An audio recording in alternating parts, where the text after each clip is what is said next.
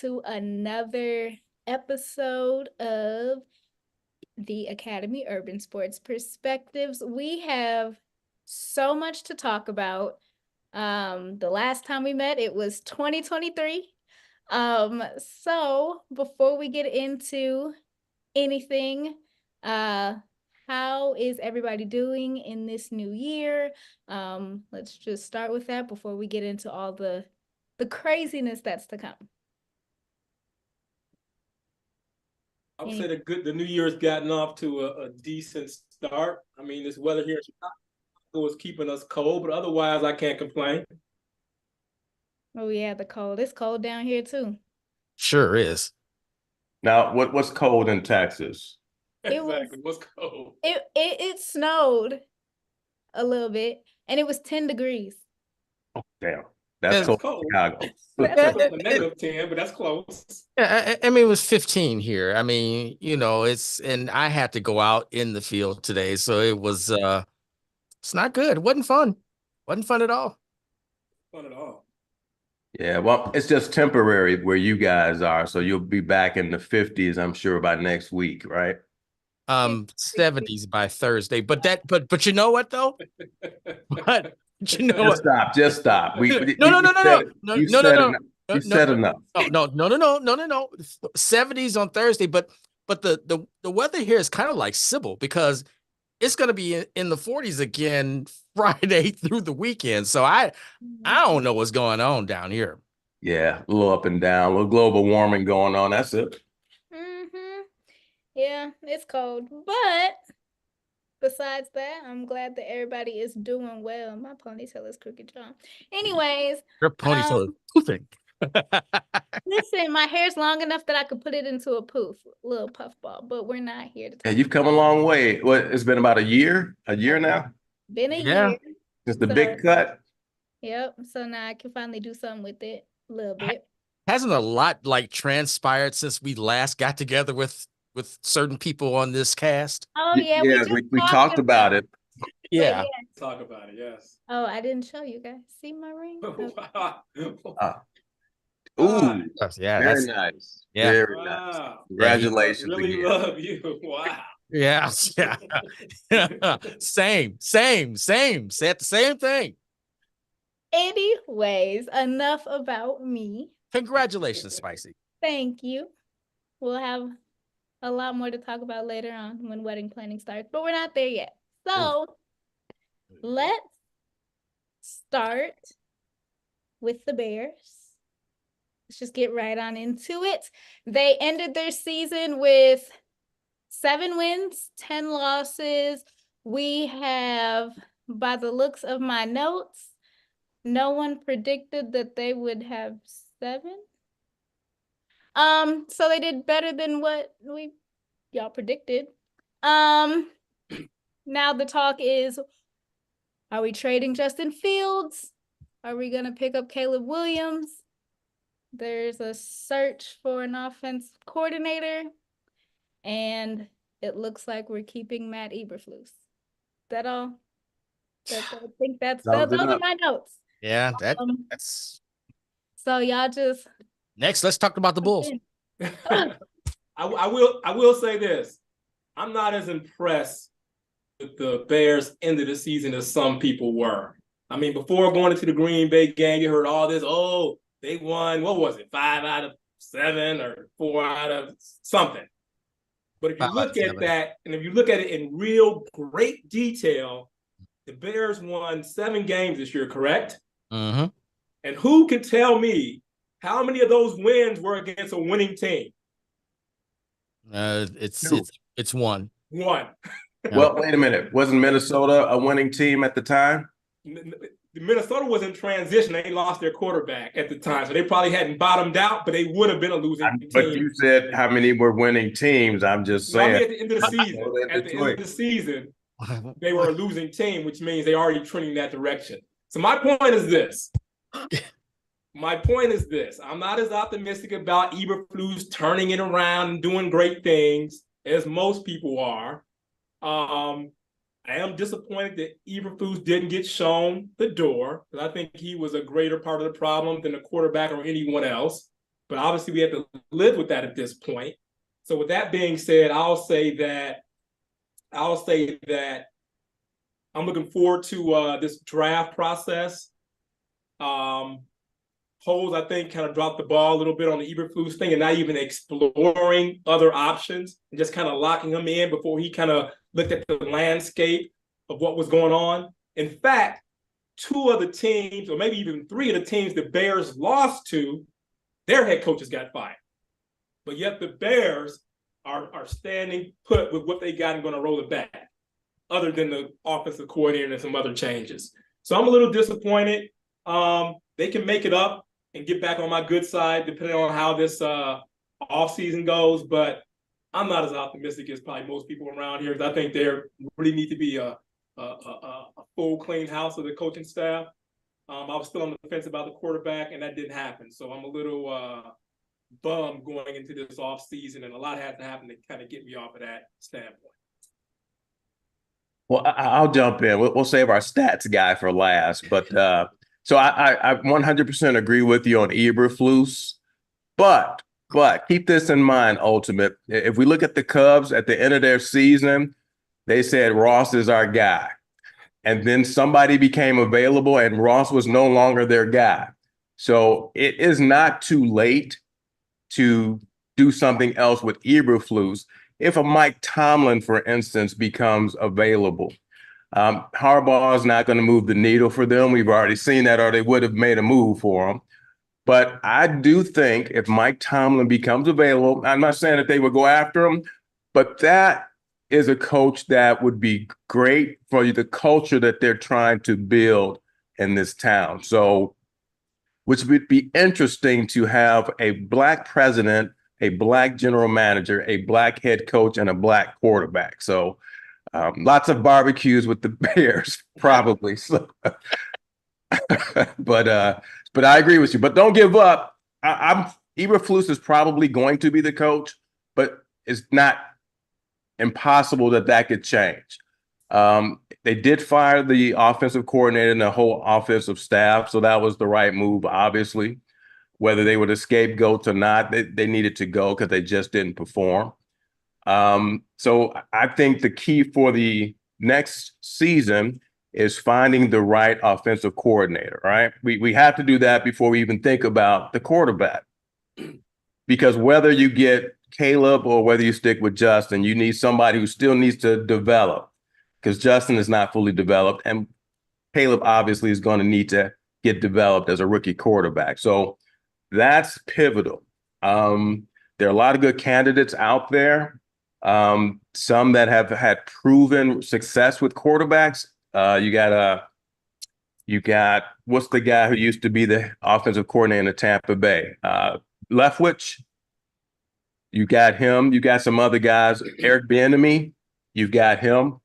So we got to see what happens there. But to me, that's the key for next year. As far as keeping Justin Fields or trading for Caleb, I'm 50-50 on either one. There's positives and there's negatives on both sides. I think you could keep Justin and give him some weapons, and that can be a playoff team next year. I think if you get Caleb, worst case, he's just as good as Justin. Best case, he's generational. So I think it's only upside if you go at Caleb. My only fear with Caleb is, can he handle the pressure? Because we saw some situations last year where he just did not handle pressure very well. So I'm concerned about that, but I do think he's more talented than Justin. So, but the Bears are in the position that you would want to be for a franchise that's trying to get better. So they can't go wrong no matter what they do, to be perfectly honest. There's risk and reward with either choice. But they have choices. That's the great thing about it. So I think we're in a good position. Honestly, if they get the offensive coordinator right, then we should be a playoff team next year, without a doubt. I think anything less than that is a failed season. So I'm a little bit more optimistic, I think, than Ultimate about the offseason and what we have to look forward to next year. They got some important decisions to make. They'll do their due diligence on all those available quarterbacks. In my gut, I think they go ahead and pick Caleb Williams, and they'll just trade Justin Fields for probably a second round pick. That's what my gut is telling me that they're going to do. And I think it's Caleb's job to get. It's just the interviews and how they feel about him as a leader. That's going to factor into it as well. So good things to look forward to next year. This year was what we all expected. This was just going to be a building year. Hopefully none of us thought they would be a playoff team this year. And again, Vegas had them at about 7 wins, and that's what they ended up with. So yeah, we got what we expected. Probably better than what we expected, to be honest with you. Yeah, seeing that I expected 3 wins, yeah, it is much better than I expected. But all right, so I'm actually with Ultimate in regards to my level of optimism. Matter of fact, I may actually be a little bit lower than Ultimate, actually, in regards. Come on, to, man. Yeah, well, okay, so the Bears, as Dennis Green said, the Bears are who we thought they were. They're this continuity, liking this mediocre stuff when you actually had the chance to go big or go home. And they decided to go home. You have the guy who just won a national championship, who was the former quarterback in your building, who has been a proven head coach that went to 3 consecutive NFC championship games, won a national title now in college, and they didn't even make a phone call.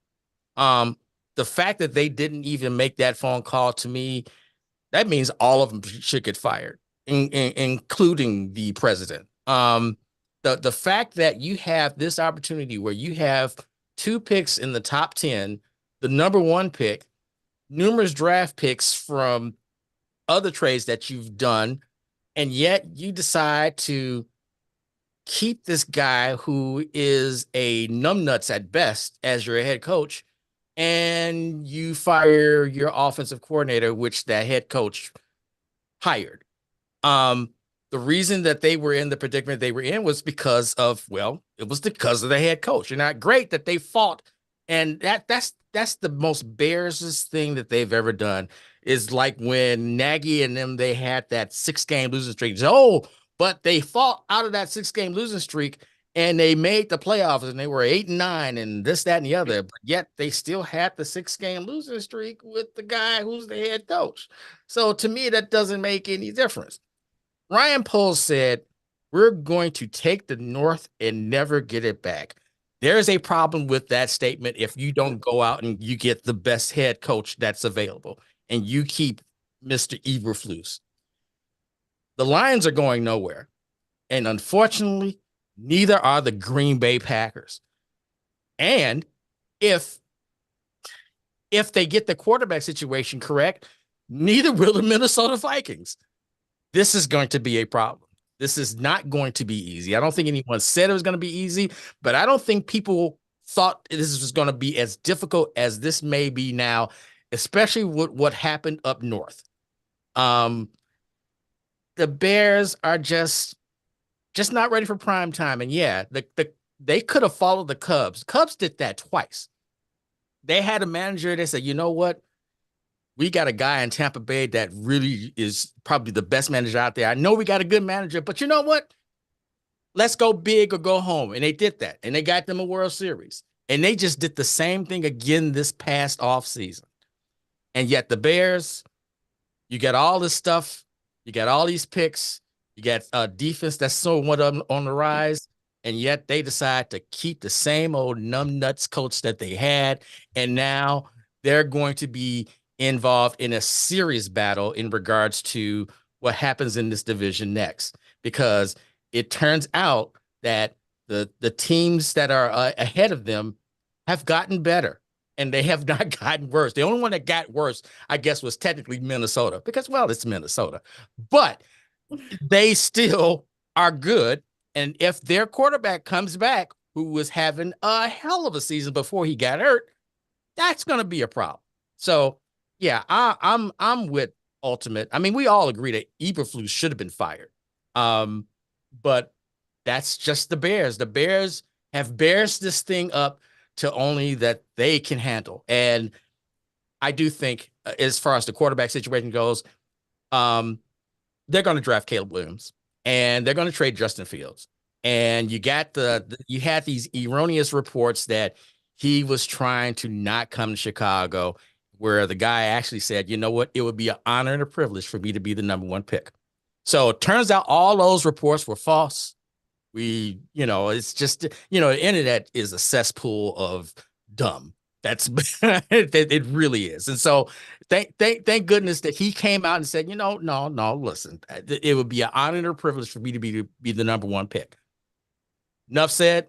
Let's go get him, trade Justin, get some good draft picks, and let's see what happens. But I have a feeling that there's going to be a firing of a head coach come this time next year, and it's probably going to be in Chicago. All right, let me ask the three of you, a question. So let's take the last 6 or 7 games of the season. In the division, which team had the best defense? I'm going to say this. The Bears were feasting on bad teams. The teams, when the Bears stepped up their defense, they stepped it up against subpar competition.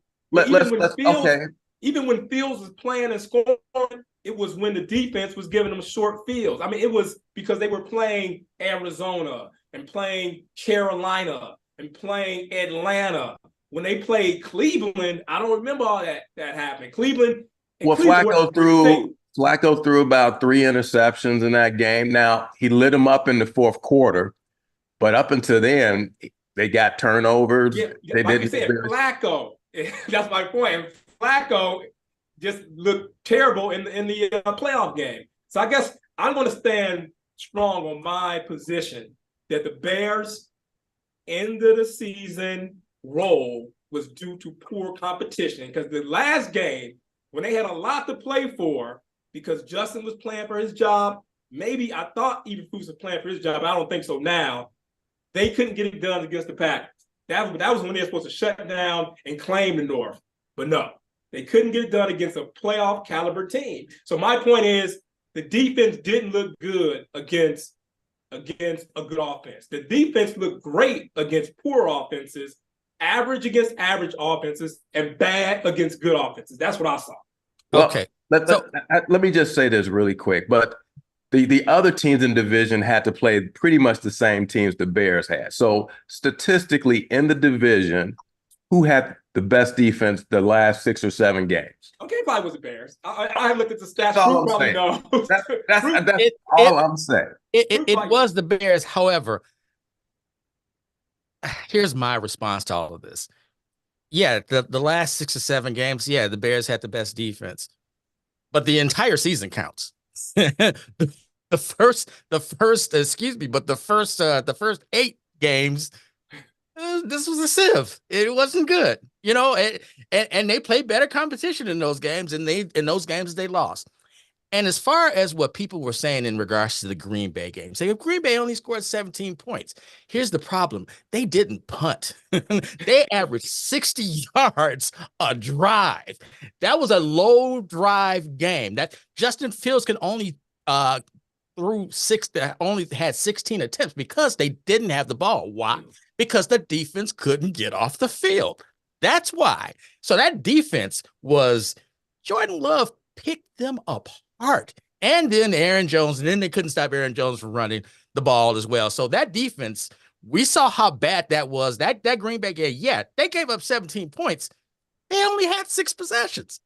And the other 2, okay, they got turnovers, right? That's good.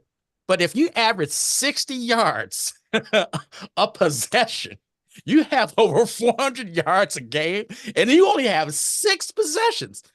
That's crazy. That means your defense is not that good. And that was a statement game, because if the Bears would have won, would they have knocked Green Bay out of the playoffs, or they were in regardless? They would have knocked them out of the playoffs because Seattle won. Yes, they had a lot to play for in that game and couldn't get it done. Now, I'm not disagreeing with you guys on that last game. My point is we're looking towards the future and next season. So you add Montez Sweat to the defense, it makes that defense better.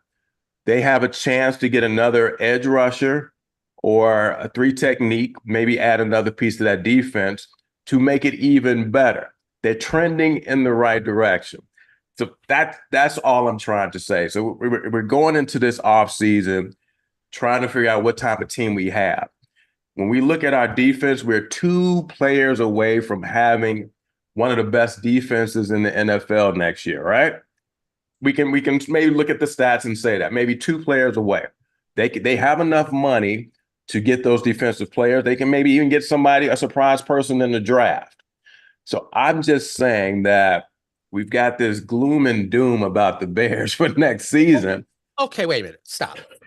It's not gloom and doom. I Well, think you're right. They are trending better. Right. Here's the problem. And this is the huge problem.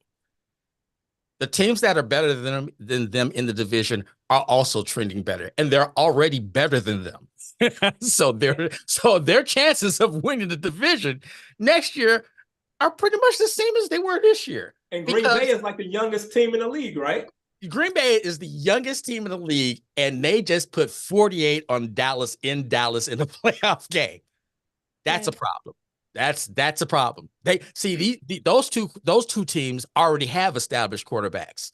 They're not going to have a rookie that's going to come in. Hopefully it's CJ Stroud, or hopefully it's not another Mr. Trubisky. I doubt that. But still, the problem is not the Bears here are going to be pointing upwards. It's just the teams that are already better in the division are also pointing upwards.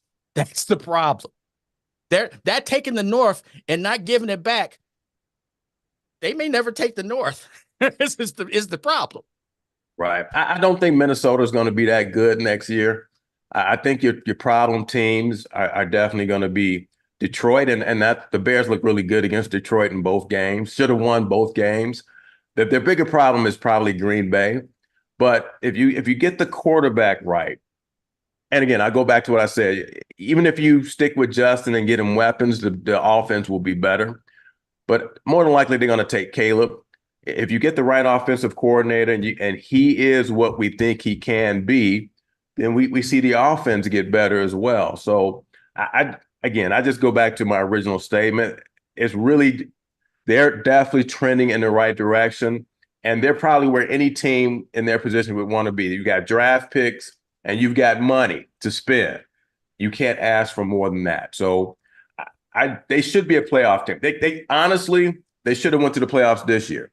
There's 3 games that they should have won that they gave away. I don't think that happens next year. I think they should be able to. Now, it could. It very well could. But I think just looking at what we saw this year, they should be a 9 or 10 game winning team next year, maybe more. I'm afraid to go more than that, especially if they have a rookie quarterback, but they should be able to win 9 to 10 games. So let me ask you this then. So if you look at what the Bears potentially would be, are they not still the 3rd best team in this division? You mean next year? Yeah. You know what? I'm not so high on Detroit, to be perfectly honest. The Detroit is not as impressive as everybody wants to make them to be. I think Green Bay has more upside than Detroit. I still don't think Jared Goff is all that as a quarterback, to be perfectly honest with you. And the Bears rattled him in 2 games. So that doesn't impress me. Now you go up against Jordan Love and he makes the defense look bad. You go up against Jared Goff, he had no answer for the Bears defense. In the second game. In the first game, all he had to do was do a hurry-up offense, and they scored 28 points real quick. and so they can do that again because you got the same guy as your head coach. For you not taking a different head coach, that's going to be the bane of their existence. For them not making could be. It could be. So again, I agree with that. So again, they're still the 3rd best team in this division when it's all said and done. Because Detroit's going to get better because they have may be good enough. It may be good enough to get them into the playoffs. Now, winning the division is tough, but it may be good enough to get them into the playoffs as a wild card. I don't see that.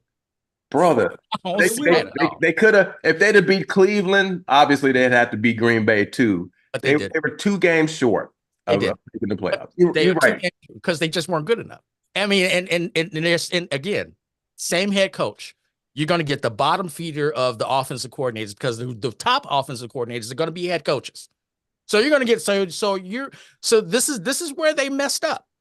You get an offensive mind as the head coach, then you don't have to worry about him going anywhere else because that's the person that is the offensive mind.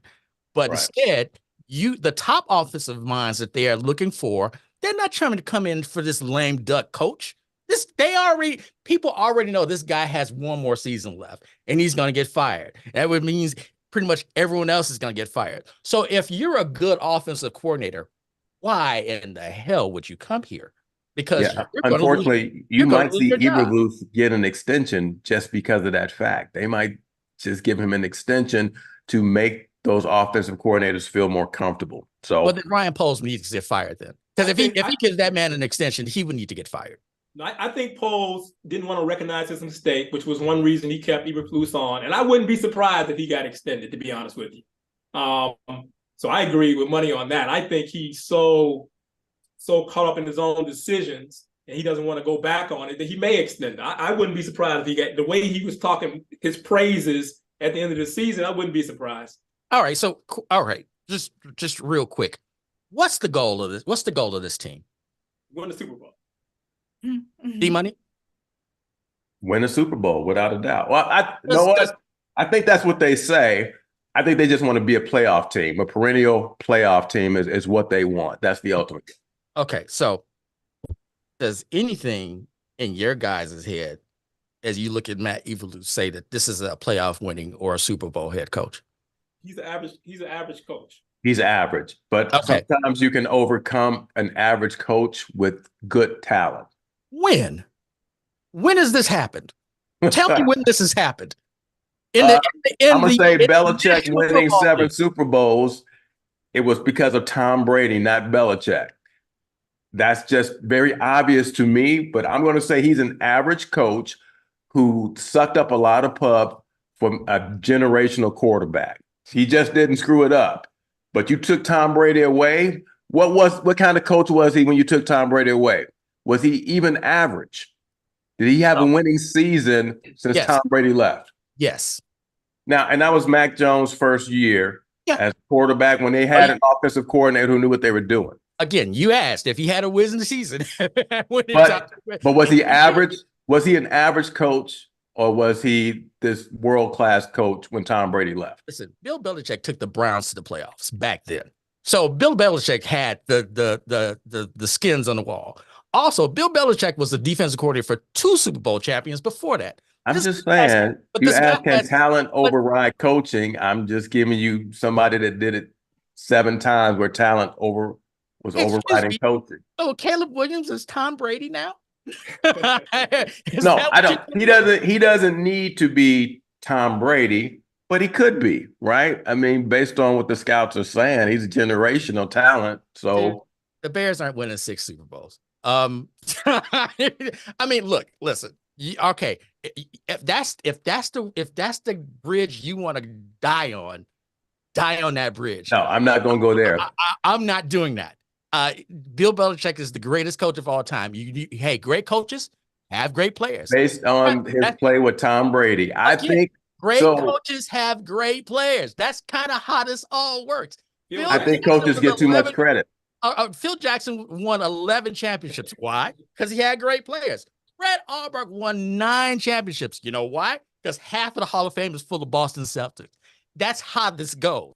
You're supposed to be able to use great talent. So yes, he's an average coach, but you know what? Peyton Manning only had 2 championships, right? One of the greatest quarterbacks in NFL history. Dan Marino, one of the greatest quarterbacks in NFL history. How many titles? 0. None. 0. So I guess what I'm saying is this. In order to be a great coach, you're going to need great talent. That's kind of how this all works. You ask, has talent ever trumped a mediocre coach and still got them a Super Bowl or championship? I'm just saying, you're wrong. That talent is what gets the Super Bowl, not the coach. Correct. But the coach is the one that nurtures the talent to get you to the Super Bowl. Yeah, in football, the coach means more than any other sport in terms of wins and losses. I agree. And success. you definitely need the talent, but they make a difference. It's not like basketball or baseball. You gotta have that coach putting it together. Yep. So yeah. So again, there is no other coach that has did the six rings, regardless of the one player that he had. There ain't another coach that's done that. I mean, hell, even what's his Vince Lombardi himself had 5 championships. Now, there are average coaches who have gotten Super Bowls just because they had great talent. If you're thinking Bill Belichick's the average coach, then you have no idea what football is. You just don't. Listen, I just go by what I see, and he was very average for these last 3 years. 6 Super Bowl rings doesn't mean you're average. It just means you're a champion. He knew how to stay out of the way of a great quarterback. That's all I'm saying. Well, then look, he was smart enough to do that. Put it this way. Do I think if Lovie Smith had Tom Brady as quarterback on those Bears teams, how many Super Bowls would he have? Victories? 1 or 2, maybe. Are you kidding me? Yeah, I'm not kidding you. Yeah. Because remember, Bill Belichick also, now, just FYI, the first 3 Super Bowls that Tom Brady won, that was the defense. It wasn't Tom Brady. Tom Brady did the last 3, yeah. But the first 3, no, that was that defense. Which is what I'm saying. First 3. He was a game manager. But that Bears defense. He was a game manager that first 3. They went to the Super Bowl based on the defense on that team because Sexy Rexy was the quarterback at that time. Then they got your boy from I can't think of his name, the one that quit in the NFC Championship, the quarterback that quit.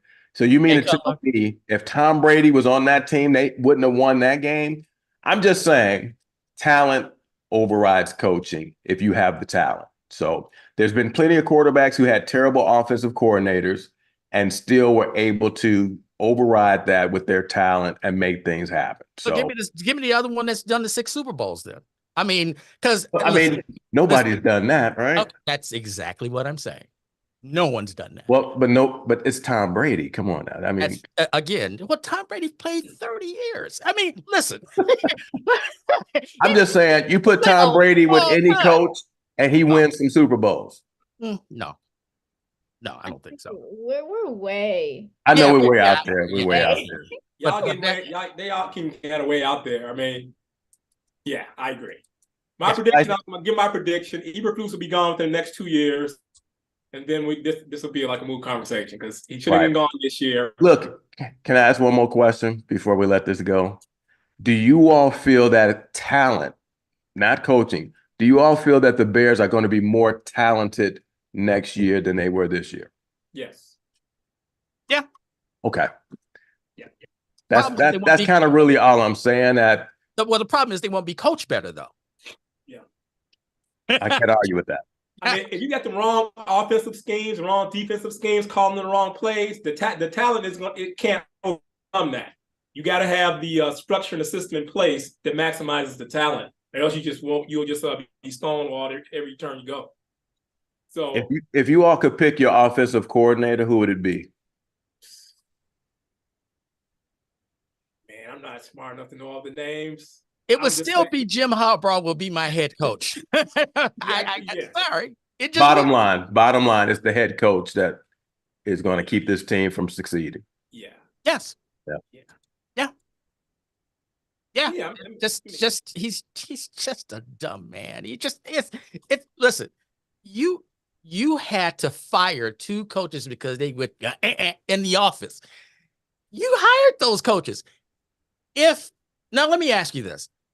If the general manager has to come and step in and say, you know what, look, you messed up hiring these coaches. So this OC that we're going to hire, we're hiring them together. If you can't trust your coach to hire the right offensive coordinator, why is he your head coach? Because he hired. That's the only reason. He hired him and doesn't want to admit that mistake yet. Simple as that. I do agree with that. I agree 100% because that was his guy. If Eberflus wasn't his guy, he probably would have been. Yeah, he might not have made it through the season. So I agree with that. We'll see what happens. Yeah, I've seen plenty of GMs and head coaches get fired together, and it could happen again. I'm just saying. Is this the second year? Is this our second year, third year going on? Third, be going on third year with that duo. Yep. Same stuff. So, all right. You know what? I want to move on to I'm gonna give you all the option. Do we want to touch on the Bulls briefly? Do we want to stick with football and talk about wild card? Let's go with wild card first, and then we can talk about the Bulls and the travesty that happened last Friday. But let's go with wild card. And I'm since I have the floor here, I'm going to start here. These games have sucked. The Well, only good game was the game Sunday night in Detroit. That was electric. I had some friends that went to that game, and they said that they've been to other sporting events, and they said it was nothing like that energy that was in that building that night. The Green Bay Packers made the statement of the entire weekend. What happened Sunday was, I mean, I guess, Dallas does this every year. It just never fails. And man, the memes that come about when Dallas loses in the playoffs, they come fast and they come furious and they come funny. It was so bad. And maybe I contributed to that as far as sharing the memes that I saw. But I mean, it's Dallas. I don't know what Dallas is going to do. Dallas is probably going to hire Bill Belichick as their next head coach. That's probably what's going to happen, because I think that he's fired. He's as good as gone. Jerry's not going to stand for that. But I mean, for you to be down 48-16 with 6 minutes to go in your home building when you've won 16 games in a row, and we them boys has been all about what's going on, that this was the year that they were going to at least finally get back to an NFC championship game.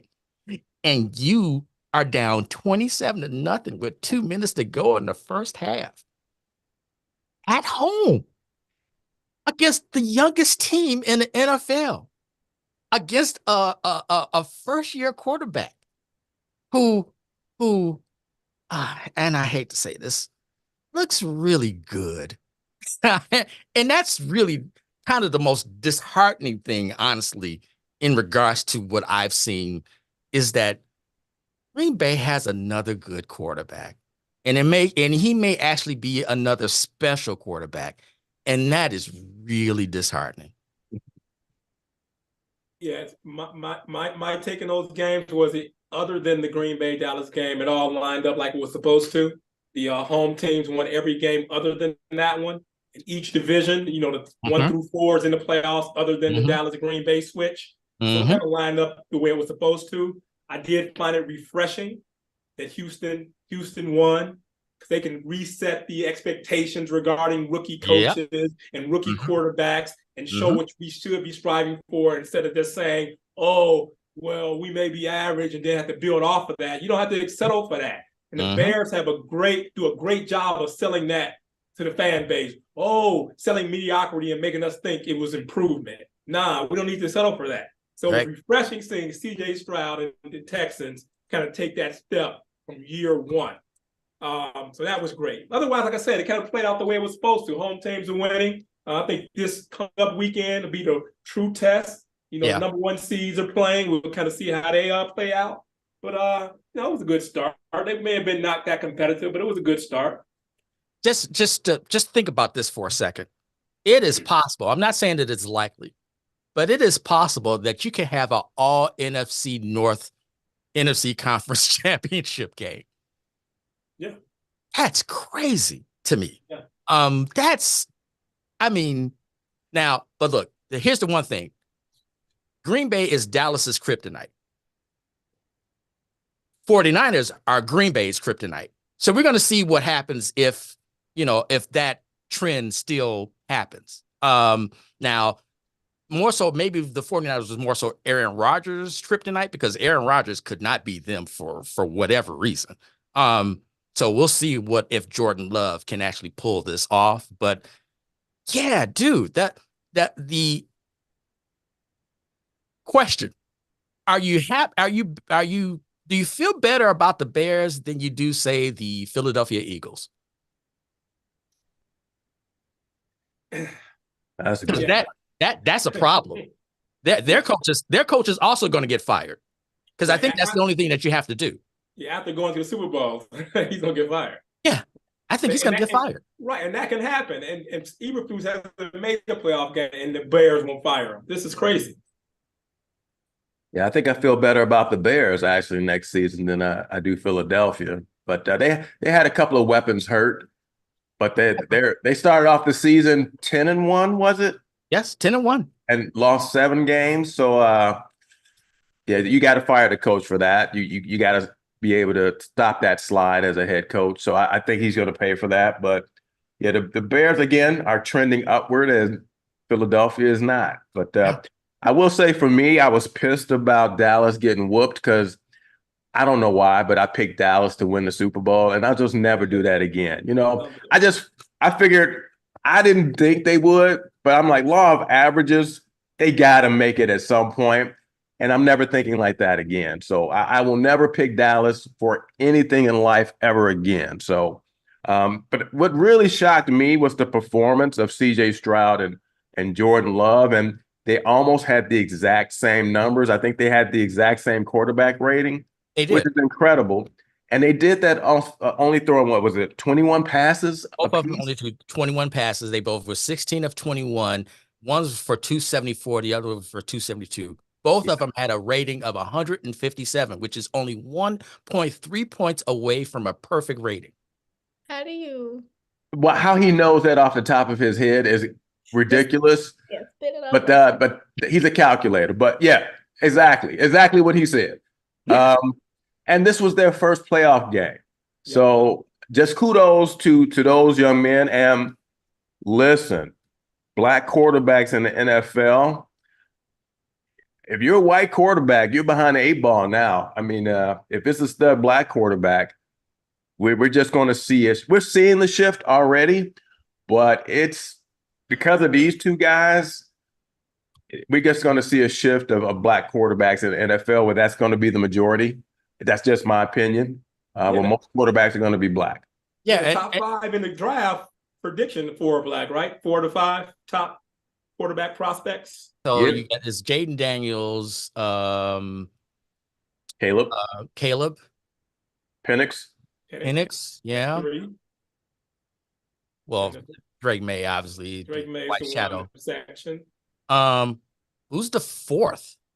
There was one other guy that was at the top 5. I can't remember, but either way, either 3 of the top 4 are then brothers. So. Yeah, I mean, because you're gonna have another black quarterback win the MVP again this year, just like he did last year, right? Yeah, Lamar Jackson's gonna win MVP this year, right? Oh yeah, without a doubt. Hey, who won it last year? I can't remember. Pat Mahomes, of course. Yeah. So I mean, yeah, this is trending. This is trending blackwards. Love to Can't see complain about that. Can't complain about it. No, about time. I do want to say also that I was disappointed in the Cowboys, but I feel like you kind of have to expect it. They always let you down. But as your conspiracy theorist here, I think that they couldn't have 2 teams win, because the Rangers won, and so they were like, that's too much winning. You got the Texans, and too many sports teams winning. You remember was that last year, the year before, you had the Cowboys, you had the Rangers, and you had the Stars all up for these big games, playoffs, and it didn't work out. Why? Because it's too much winning. That's why when the Super Bowl was in Minnesota, and the Vikings had a chance to go. I believe that they didn't want the Vikings to go and have a Super Bowl at home. And so that's why. If it was a close game, I'd go with that. Yeah, but no, there's no amount of cheating that could make that deficit in the score. Let me have it, okay? Thank you. they got taken behind the woodshed and they were calling uncle. I mean, it was bad. I mean, that I mean, for you to lose like that at home, that's No, it was bad. They lost at home. It was embarrassing. It was bad. The memes were great though. No, the memes were outstanding, by the way. So Dak gets $59 million against the cap next year. Y'all doing that? Nope. It's got no choice, right? Right? There's always something you can do. Right, which is one of the reasons why the Bears are going to draft Caleb Williams. They don't want to be running into that same situation with Justin Fields 2-3 years down the road. So they're like, hey, reset the clock, rookie contract. Don't worry about the money for now. That's another reason why it's going to play out that way. Yeah, it's obvious. It's the smart move, really. Caleb is the smart move, and it's Caleb or nobody. Drake May, whatever. He's just another stereotypical white boy who's a quarterback. Nothing special about him. He may be a decent quarterback in NFL, but he won't be special. It's Caleb or you keep Justin. It's pretty much that simple. I don't even think the other black quarterbacks are going to get considered. I think they've made up their mind. I think Caleb is going to be. I'd be stunned if he winds up not being drafted by the Bears. I'd be stunned by that. Right. I'll be stunned at this point too, especially since they know they missed out last year on CJ Stroud. Yeah.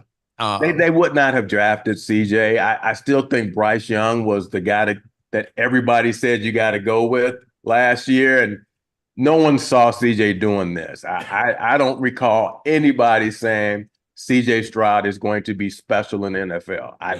He did go number 2 though, and it had to be some. I mean, he went. That's because number 3 and 4 weren't any better. They weren't good options. So, but just remember, Pat Mahomes went 10, and no one saw this from Pat Mahomes. Right. No one. Right. Yeah. You don't see generational quarterbacks coming. If you think about all the generational quarterbacks, no one saw them coming. Peyton Manning, maybe. No, Peyton Manning, yes. I mean, I'm like Dan Marino. You saw it come in. Yeah, you saw that. Andrew Luck would have been if he didn't. Wait a minute, Dan Marino, was he the first quarterback chosen? No, Dan Marino was the 27th pick in that first round. So nobody saw that coming. You can't be the 27th pick and people are saying you're the guy. It was a different game back then, though. I mean, I remember Marino coming out of college, and I thought he was the man. And wasn't he the same year as he wasn't the same year as Elway? Different years. Different years, yeah. Elway came out in 80. So he was in 80. So Marino came out in 83. Okay. So, but yeah, Elway was okay. So those are the two, Elway and Peyton Manning. Those were the two generational quarterbacks. That's it, basically. That they saw coming. And I agree with that. We saw them coming, but out of how many? Oh yeah, I mean, just think you Peyton Manning and then Ryan Leaf was drafted. Set that franchise back decades if you make the wrong decision. So I mean, I do think that the Carolina quarterback is going to be better next year. I think they just need what Carolina needs is they need 5 offensive linemen. They don't need just one. They need that whole thing. That offensive line is awful. Yeah, but just a bad team. Yeah. He won't be CJ Stroud. That playoff game against Cleveland, and Cleveland has been beating up on quarterbacks, good quarterbacks this year. He made them look real average. He picked them apart. So it was very impressive. Well, Cleveland has been good against quarterbacks at home. On the road, they've given up the most points that you could on the road. They haven't really been that great on the road. But remember, when they played the Texans a couple of weeks ago, CJ Stroud didn't play. So, Right. But no, but still, did I expect that he would have almost a perfect passer rating against that team? That the fact that he actually was able to be taken out of the game because the game was that far out of reach is just stunning to me. Now, if he goes to Baltimore and they beat the Ravens, do you give him an extension after this season? Now you're gonna save your money. No. You save You're your gonna money. save your money. You're gonna save your money, but yeah, you save your money. I would be real tempted. Yeah, I think that's highly unlikely, but if it did, we have to think about it. But yeah, that's that to me. Look, I thought CJ Stroud was a good quarterback at Ohio State. But I no one, like you said, foresaw this of what we're seeing right now in regards to him, because also looks like he got some receiver. It looks like Nico Collins is a player.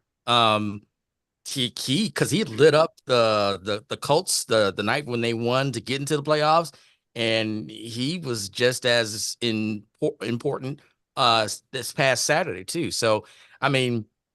And he actually lost one of his best weapons to injury too. So just imagine if he would have had the other guy too. Was his name was Dell, actually. His last name was Dell. But let me stop you right there. You're right. But if he wasn't having a great season, they'll be saying, "Oh, he had to get some more weapons." He's making the weapons better. Going into this season, no one was saying, "Oh, Houston's got this great receiving core."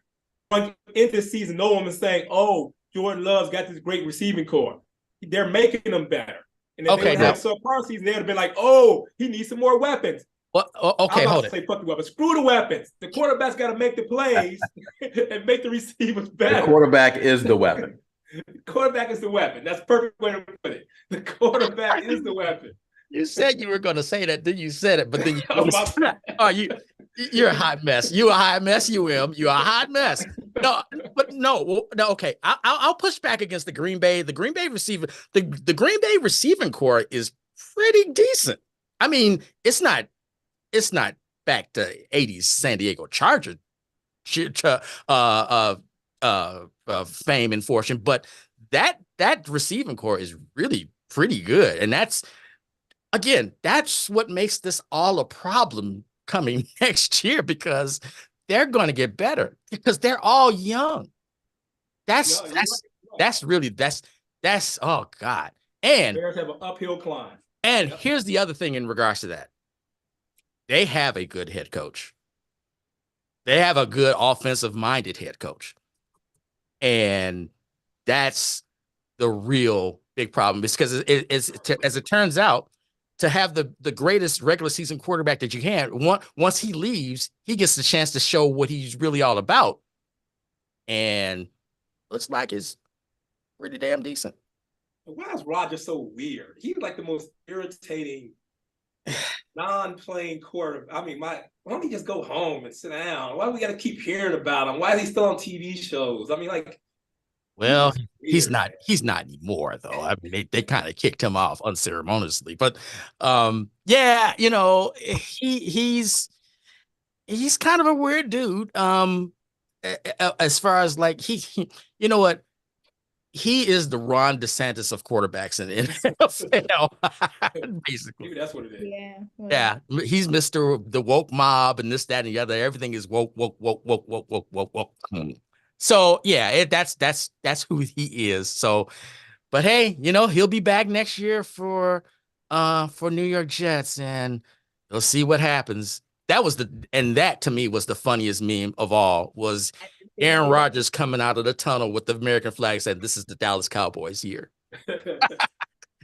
So that to me was one of the funniest ones. But yeah, look, again, one of the greatest quarterbacks in regular season history. But again, the one stat that I always say that about Aaron Rodgers is Aaron Rodgers and Rex Grossman have the same amount of NFC championship wins. That's right. Remember that. Yeah, I agree. I don't think Rodgers is overrated personally. But yeah.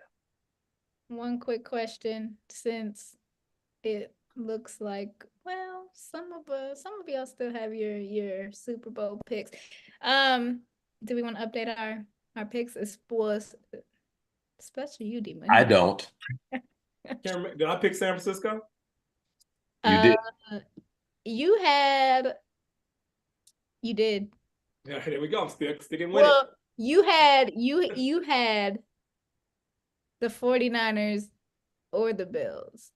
Okay. Well, they both still in the mix, but I think the 49ers, if I had to put my money on it, are still my favorite to win the Super Bowl. Who did I have? You had 49ers or you had Dolphins, but I did. I had Dolphins. Dolphins? yeah. I said Dolphins. That What are you didn't thinking? sound like me. That Oh looked my good at God. the beginning of the season, though. That didn't look too like a bad pick at the beginning. This was at the very beginning. So This Tua thing, that's a problem. That's not all that great. Just saying. But yeah, I'll take the Bills. I'll take the Bills and the 49ers for right now to get to the Super Bowl. Okay. D-Money, That's a fair pick. But I would love to see a rematch between the Ravens and 49ers. Oh. That's possible too. I want to see Detroit go personally. I think it would be just really fun to see Detroit make it to the Super Bowl for the first time. On fire. See, there goes my conspiracy theory. You know? It makes a good story if they go, if the Lions go, if they make it, it's a great story. If the Lions had home field throughout, I would say possibly, but they don't. If they win and San Francisco, You have to go to the 49ers, right? Yeah, if they were at home, I would say maybe, but I don't think they're going to go on the road and win a game. They scrappy though, man. They just kind of, I don't know, that coach. I love their head coach. I don't think it's going to happen. I just think it would be a great story to have the Detroit line. If they went to the Super Bowl and won, they will burn that city down, literally. To the ground, literally. Yes, it would. So I'm going to put on my conspiracy hat, and Spicy loaned it to me for a second. So, if Kansas City were to get to the Super Bowl and they would ride the Tay train all the way to Las Vegas, more Taylor Swift. Oh Lord, please don't let them. I mean, there's your conspiracy, because people already think now that the reason they were put on Peacock was because of Tay-Tay, because they got like 23 million viewers to Peacock, which was the most streamed show, right? Yeah. I wasn't falling for that okie doke. I was like, nope. And her swag surfing at the game. See, I have Peacock. I could have watched the game, but I didn't watch it for general principle. Exactly. I didn't watch it either. The subscription part, like, no. Right. I wasn't falling for the okie doke. No. No, sir. That was a good theory. I appreciate it. But yeah, that's 23 million for $6. Think about that for a second. Listen, there's a bunch of different ways this could go. I'm gonna say Usher's gonna win. That's all. Oh, first of all, he's already been practicing his show for a year in Vegas anyway. So he's just taking it to the live stage. But that's a can't miss with Usher. It's just a matter of who he going to bring on stage with him. I don't want anybody. Oh, you will get somebody. Yeah, you got to get somebody. I know. I want him to be like Rihanna. Ludacris. You can expect to see Ludacris. Hey, and Little John or Big John, whatever his name is. What? Actually, I'm gonna save that for my little doing too much segment. I got you. Whole thing. Okay. Well, okay, so we have Grapefruit, you have 49ers, Bills, Ultimate, same thing. D-Money, you have Detroit, and I just have Usher. So I think you might be the winner on that one. I hope so. Are we going to do a Super Bowl live show? Yes. Okay. Since you just said it, yep. If everybody's available, Ultimate, you available? Yeah. I might be at I don't know, but we mean like during the game, before the game, after the game? What are we saying? Like after the game, right? Yeah, after. That's what we did last year. Yeah, after the game. Yeah. Yeah. That was fun, actually. That was a fun show. I'd like to get it back on. If we can kind of get it on Facebook, I got to figure that out. But yeah. Well, I'll put this one in there too. What was I gonna say? I don't know. We were going to say we're going to skip the Bulls because they're irrelevant. I mean, we can because what are they? They won 19 games. That's it. 19 and 24, I think. I don't even watch them. I tried and I just couldn't do it, man. Even though I had a little success, they're still irrelevant. So I'm like, why watching their They are. relevant things? And they're still going to trade some players away at some point. So Well, Although just one quick Bulls thing, they may not be able to get rid of Zach. yeah, which is not great because I mean because honestly, if he was going to Lakers, the Lakers kind of need more than what Zach could provide. So And they don't want him. yeah, they want Caruso is who they want, and They might get him. well, yeah, if they pay enough for him. Yeah, I mean, the Lakers don't have anything the Bulls want. They don't have draft picks, so you don't want any of their players that they're willing to give up. So why trade with the Lakers? I can see if you're giving up a Bean's contract, but Caruso, there's no reason to. Yeah, I agree. Okay, that's Bulls talk. well, that was fun. That was fun. Okay, so are we moving on to our ultimate performance? What you got? Look, with all the football going on, how could the ultimate performance not come from a quarterback? You had the performance of Jordan Love and CJ Stroud. I mean, Josh Allen did his thing on the field. We're going to see some great quarterbacks coming up this weekend. But the biggest quarterback performance didn't happen on the field this week. It happened yesterday, or was it Monday, when Caleb Williams declared himself for the draft, right before the deadline, giving the Bears the option to draft a generational quarterback. So for this week, the Ultimate Performance Award goes to, not for anyone's play on the field, it's for the administrative paperwork that you got to file ahead of the game, Caleb Williams. A future Bears quarterback, by the way. Yay. Yeah. Right. All right. Hot garbage. What you got? All right. So hot garbage. There were a few that could have made hot garbage. Dallas Cowboys, for instance, because that was my Super Bowl pick, definitely was hot garbage on that playoff game. I don't want to get political, but for those voters in Iowa, that's hot garbage that you voted for a freaking guy who's an outright crook with 4 indictments, who didn't do anything when people were attacking the Capitol, and you want this guy to lead the country. But that the stupidity of that leads me to my real hot garbage, and it was touched on by Fruit. And that hot garbage, the Chicago Bulls fans who booed at the Ring of Honor ceremony. And for those viewers who may see this that don't know what happened, on Friday, they were inducting candidates into the Ring of Honor, which is a really high prestigious thing for those who did great accomplishments with the Chicago Bulls, very noteworthy people who were there. And when Jerry Krause was announced, and it was announced that his wife was there to accept it, there was a round of boos for Jerry Krause as his wife sat there, his widow, to accept that honor. And many people have talked about it, but it was embarrassing as a Chicago fan to see this happen. And it just shows you where the society is right now. Common sense is not so common right now. And it's really kind of scary, the thought process of people today. So that was definitely one of the most shameful things I've ever seen from Chicago fans. We're used to seeing that in Philadelphia and New York. I've never seen anything like that in Chicago. So as bad as some of the other things were that we saw in these last few weeks, nothing was as bad as that. So Chicago Bulls fans, specifically those who booed Jerry Krause's widow, you are without a doubt hot garbage. Can I piggyback on your hot garbage for a second? Go ahead. I also put a little bit of this on the Bulls because whenever Jerry Krause is mentioned at that arena, Jerry Krause gets booed.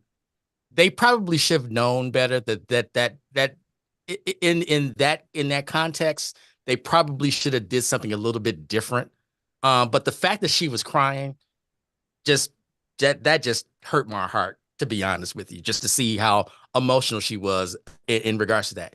And then on the other thing that you said in regards to the first hot garbage, that was the hot garbage runner up of what happened yesterday, they didn't really have much to pick from. Let's just call it. But can we not pick the felon, or I guess the guy who was impeached twice? Can we not pick him? Now, I'm not saying the other ones are clean. Well, I'm not saying the other ones are good either. But overturn the election illegally. Yeah, it's crazy, man. It's crazy. Yeah. And I think what they say, out of they polled 100,000 people, about 70% of them said he'd be fit to lead even with the conviction. So, I mean, are we surprised? Yeah, I mean, my dad, rest his soul, said the one thing that still sticks in my head constantly as I see all this stuff going on. Don't be stunned about how many stupid people are in this world or in this country. Okay, so we'll move on. So now we'll go to my thing now. Yes, rising star. Woo. Yeah, rising star. So I kind of alluded to this guy throughout this entire episode of this podcast. He resides on the frozen tundra of Green Bay, and looks like he may be the third generational quarterback that they may have had in the last 30 years. So, seeing that I am Mr. Stats Guy, let's look at some stats for you. We need some music for you. Okay. 4,159 yards, 32 touchdowns, 11 interceptions, a 96.1 rating. All records that no Bears quarterback has ever done. And he did it in his first season. Jordan Love, last weekend, 16 of 21, 272 yards, 3 touchdowns, 157-point rating. Best rating or perfect rating is a 158.3. Jordan Love, in the last 9 games, including the playoffs, has 21 touchdowns and 1 interception. That's a problem. But that's the rising star, ladies and gentlemen. Jordan Love, Green Bay Packers. Without a doubt. Hey, can I ask you a quick question about Jordan Love? Mm-hmm. Where does his mother sit now when she comes to the games? Has she gotten, as the season went on, did she get better seats? I certainly hope so. Okay. By the way, I hate the Green Bay Packers. Let me just say that. I hate them. However, I like this dude. I hated Aaron Rodgers. I got that he was great in the regular season. Let me just again point that out. But I like this dude. I like the cut of his jib. I think he's a good guy. And it hurts for me to root against him, but I'm going to. But I think that this guy is a really likable guy. Single mother right now. Father committed suicide a few years ago. Former police officer. He seems to be a nice guy. He's done nice things in the community and stuff like that. So I think, he's going to be one that we are going to hate, but he's going to be a good guy from what it all seems to be. Now that could change, obviously, but yeah, that's going to be fine. It's okay to sports hate somebody. I hated Kobe his whole career, but I loved him. If you know what I mean. So I know what you mean. I sports hate LeBron. Yeah.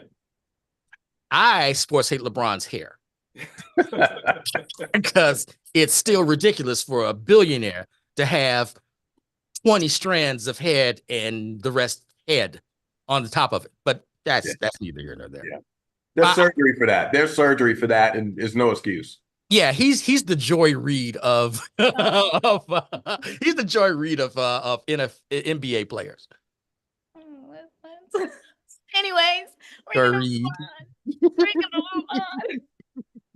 We are going to move on because you're so wrong. Anyways, me doing too much.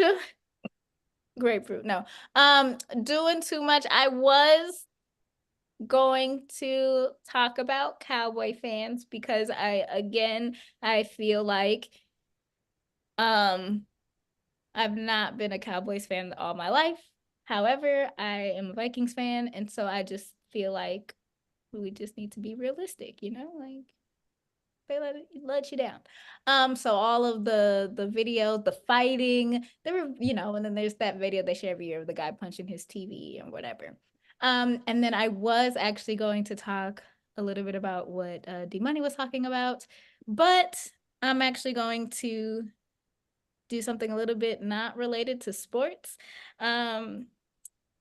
Katt Williams has been a topic, Oh, oh boy. but say what you want. I think he told some truths. I think he told some lies, and I think he stretched the truth a little bit.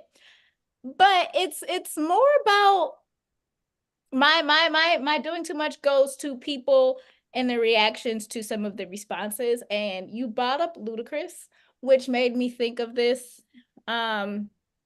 He made a rap, he posted this video, he's rapping. That's his response. He's a rapper. But a lot of people were saying like, oh, y'all have Ludacris out here rapping. He needs to go back to movies. And I'm just like, am I now that old where people don't even know that Ludacris was a rapper? A good one, that's that. And so, and this whole, but this whole Katt Williams thing, honestly, has gotten people just doing way too much, in my opinion. He didn't tell the truth. He also, I believe, didn't lie. And also, he stretched the truth. And I think that, this conversation is still going on. People are taking what he has to say for absolute fact and arguing about it. So he did not read 3,000 books in 1 year. And that's all I have to say. Well, he can't run a 4.1 40-yard dash either. I mean, did you see the tape of that? That was in the gym. Yeah. Where they started the timer. It was a 4.5, and it probably was not 40 yards. So that was a 6.4. That wasn't a 4 or 5. That was no. So yeah, and the funny thing was, he was here, Friday here in Austin. Yeah. Okay. He's doing a tour. He had to add a second show in Dallas. See, here's the thing. I found him funny as hell in Friday After Next as pimping, because he was play pimping. I haven't found him funny in anything since. I mean, I guess he's funny, but I mean, I haven't really found anything where he's just split my gut. I think he does really well in situations like this. Like, who did he go off of? Was that a couple years ago? He went off on, what was her name? Anyways. Tiffany Haddish? No. What was the lady? Oh, the DJ. When her name was Wanda, Wendy, what is it? What's not Wendy, but oh man. Wanda. Wanda, yeah. I think in these situations where he just gets to run in his mouth for no reason, it's entertaining. It's pretty entertaining. But yeah, this whole conversation, I'm like, let it go. Like, the man is special. And yeah, but it was so entertaining. It was 2 hours and 46 minutes. No one lets an interview go that long, but he just let him go, and everybody's watched most of that video too. I also, nothing against Shay, but I don't think he truly. I think a lot of the stuff was hitting him way too late. Like I think that's also why he's not a good interviewer.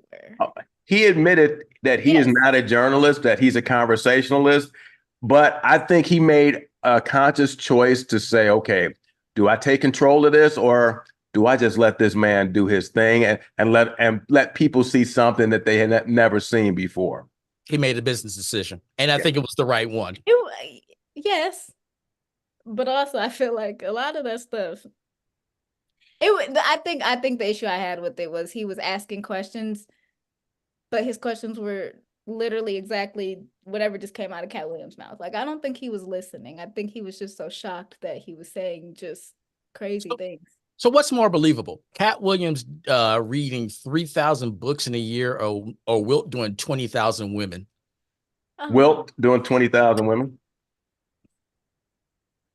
You know, now probably neither one happened, but if you said which one's more believable, I think Wilt did do 20,000. I think Will admitted that he was exaggerating a bit, like in one of his like memoirs or something. He admitted it was a bit of exaggeration.